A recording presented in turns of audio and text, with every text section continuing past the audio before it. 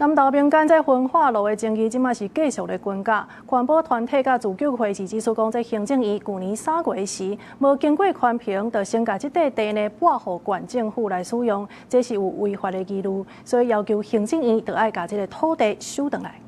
護農地，左手護農地，右手撥土地，右手撥土地，撤銷土地撥用。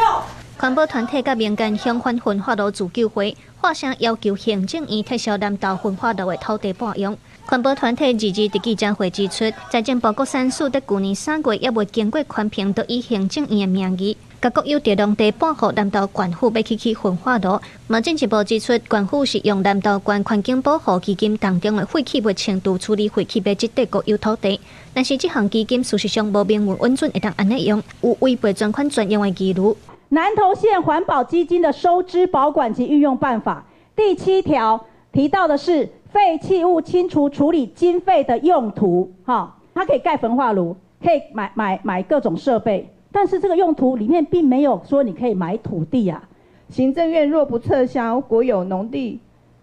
土地的撥用，就是在鼓勵各地用程序硬推爭議工程。針對焚化爐安尼土地爭議，農業部頂一日有8回講，也未收到農地的變更申請，嘛強調地農區禁止做其他用途。但是為立委就批評行政院甲國產署在核准國有土地撥用進前，無先確認土地用途、權柄停輸甲基金敢有合法使用，停輸恐驚違反國產法第38條，嘛呼籲行政院緊回應民間的訴願，撤銷原本半地處分甲國有地收回來。不用管農業發展條例嗎？不用問這個農業主管機關嗎？